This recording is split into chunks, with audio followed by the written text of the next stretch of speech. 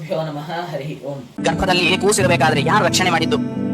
ಎಷ್ಟು ವಿಧ ವಿಧವಾದ ವ್ಯಂಜನವನ್ನ ಅಪೇಕ್ಷೆ ಪಟ್ಟು ಆ ತಾಯಿ ತಿಂತಾಳೆ. ಅಲ್ಲ, ಮಾವಿನ ಹಣ್ಣಿನ ಸೀಸನ್ ಅಂತ ಹೇಳಿ ಎರಡೆರಡು ಲೋಟ ಸೀಕರಣೆ ಕುಡಿದು ಬಿಡ್ತಾಳೆ ತಾಯಿ.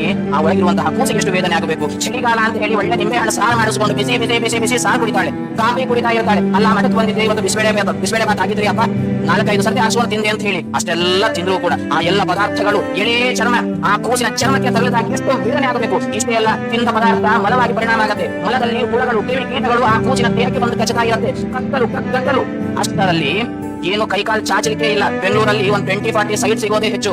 ಅದನ್ನೇ ನಾವು ಚಿಕ್ಕದು ಅಂತೀವಿ. 3 ಬೆಡ್ರೂಮ್ ಹೌಸ್ ಇದ್ರೆ ಅಯ್ಯೋ ಇನ್ನೊಂದು ಬೆಡ್ರೂಮ್ ಇದ್ರೆ ಚೆನ್ನಾಗಿತ್ತು ಅಂತ ಅನ್ಕೊಳ್ತೀವಿ. ಆದ್ರೆ ಆ ಕೂಸು ಹೇಗೆ ಮಲ್ಕೊಂಡಿರೋದು ಯೋಚನೆ ಮಾಡಿ. ಇಷ್ಟೆಲ್ಲದರ ಸಂದರ್ಭದಲ್ಲಿಯೂ ಕೂಡ ಆ ಕೂಸು ಪ್ರಾಣವನ್ನ ಕಳಕೊಳ್ಳದಂತೆ ಮತ್ತೆ ಭೂಮಿ ಮೇಲೆ ಬರುತ್ತೆ. ಬಂದಾಗಲೂ ಕೂಡ ಈ ವಾತಾವರಣಕ್ಕೆ ಅಡ್ಜಸ್ಟ್ ಆಗಿ ಕೂಸಲ್ದ ಅತ್ತಾಗ ಹಸಿವೆಯಿಂದ ಆದ್ರೆ ತಾಯಿಗೆ ಹೊಟ್ಟೆ ನೋವು ಅಂತ ಅರ್ಥಾಗತ್ತೆ, ಉದ್ವರಿಸ್ಕೊಡಿಸ್ತಾಳೆ.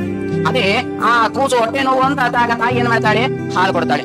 ಆ ಕೂಸು ಎಲ್ಲಿಗೆ ಹೋಗಬೇಕು? ಇಷ್ಟೆಲ್ಲದರ ಮಧ್ಯದಲ್ಲಿಯೂ ಕೂಡ ಮಾತು ಬರೋವರೆಗೂ ಕೂಡ ಆ ಭಗವಂತ, ಮಾತು ಬಂದ ಮೇಲೆ, ಮಾತು ಬರೋವರೆಗೂ, ಮಾತು ನಿಂತಾಗ, ಸತ್ತ ಮೇಲೆ, ಇದ್ದಾಗ ರಕ್ಷಣೆ ಮಾಡೋನು ಭಗವಂತ.